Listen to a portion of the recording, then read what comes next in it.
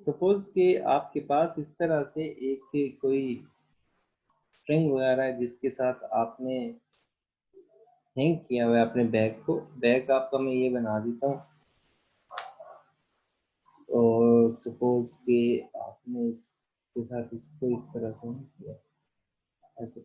जैसे आप इसके साथ इसको हैंग करेंगे तो इसकी सिचुएशन तो चेंज हो जाएगी, और वो कुछ बैग जो है ना ऐसे नहीं लटका हुआ नजर आएगा। आपका ये जो रस्सी वाली पोजीशन है वो यहां से कुछ ऐसे हो जाएगी, रस्सी बीच में से लटक के नीचे आ जाएगी ऐसे। अब उसने कहा है कि जो आपके पास क्या नाम है स्ट्रिंग है, इसमें जो टेंशन क्रिएट हुई है ना वो वाली बताए। अब इस फिगर को जरा आप थोड़ा सा मॉडिफाई करें तो मैं इसको कुछ यूं करके लिख सकता हूं कि आपका जो वेट है बैग का वो यूं लग रहा है, और कुछ टेंशन रस्सी में टेंशन इस तरह से और इस तरह से लग रही है ऐसे, क्योंकि रस्सी सेम है तो टेंशन दोनों साइडों पे सेम है। ठीक है, एंगल भी उसने सेम बताया।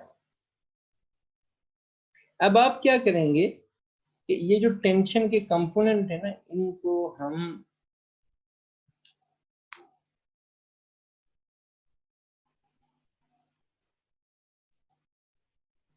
ऐसे,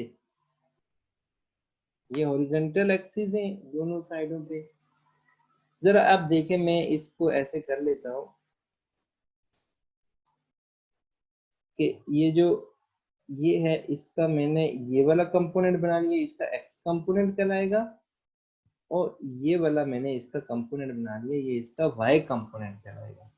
इसी तरह से ये इसका एक्स कंपोनेंट कहलाएगा और ये इसका वाई कंपोनेंट कहलाएगा। इसको मैं यूं भी लिख सकता हूँ। फॉर एग्जाम्पल मैं वैसे रेंडम नाम दे रहा हूँ, T1 और T2 दे रहा हूँ थोड़ा सा डिफ्रेंशिएट करने के लिए। हालांकि ये दोनों आपस में सेम है, और इनका जो एंगल है ना वो उसने बताया हुआ है 3.54, जो कुछ इस तरह से बताया हुआ है।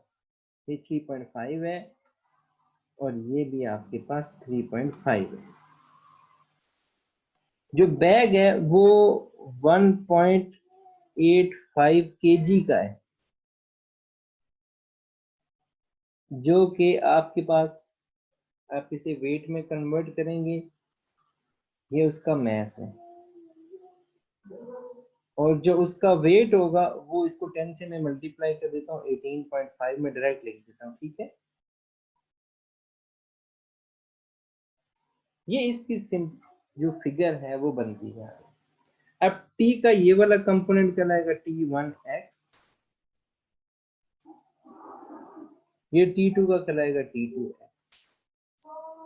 ये T2y, और ये कहलाएगा T1y।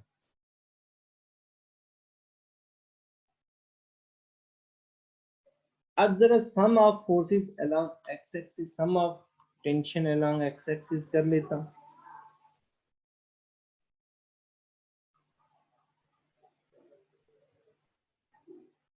अब जरा आप पिछले फिगर में देखें, यहाँ पर जो T1x है ना वो नेगेटिव एक्स एक्सिस में जा रहा है, इसलिए हम इसको माइनस कर देंगे। तो मैं T1x के साथ ना यहाँ पर माइनस लगा देता हूँ ये, और T2x के साथ प्लस लगा देता हूँ। अब ये दोनों आपस में इक्वल भी हैं,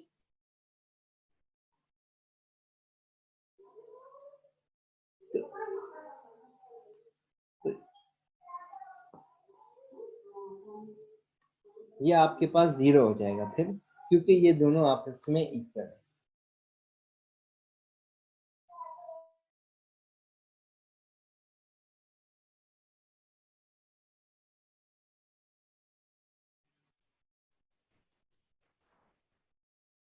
अब जरा इसी फिगर को देखें, हम इसका sum of tension along y axis निकालते हैं।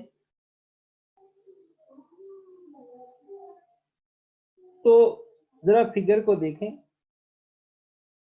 ये T1y भी पॉजिटिव वाई एक्सिस में है, T2y भी पॉजिटिव वाई एक्सिस में। तो मैं इसको यूं करके लिख सकता हूं,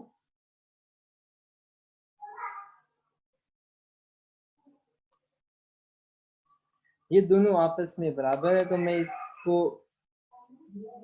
कुछ भी लिख सकता हूँ। टू अच्छा T1y जो है T1 साइन 3.5 के इक्वल होगा, ये आ जाएगा T2 साइन 3.5 इसके बराबर होगा, ये Ty है। अब जो y एक्सिस के अलाउंग टेंशन है ना, वो उसके वेट के बराबर है, हम इसको वेट के बराबर कर देते हैं, और T1 और T2 आपस में इक्वल है, तो इसको मैं 2T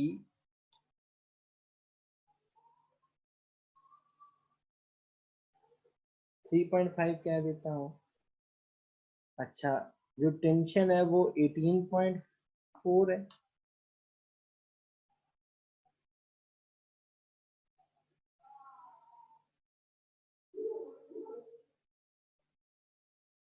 ये आ जाएगा।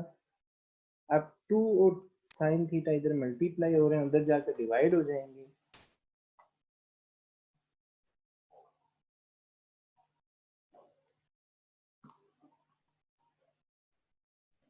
ये t के बराबर आ गया, इसको जरा डिवाइड करें तो ये आ जाएगा 9.2 डिवाइडेड बाय साइन 3.4 के। ऐसे जरा इसको डिवाइड करें तो मेरे ख्याल में ये मेरे हिसाब से ये 150 आ रहा है, लेकिन आप जरा अपने कैलकुलेटर पे कीजिएगा, तो ये हो सकता है एग्जैक्ट जो बुक का आंसर है उतना ही आ जाए।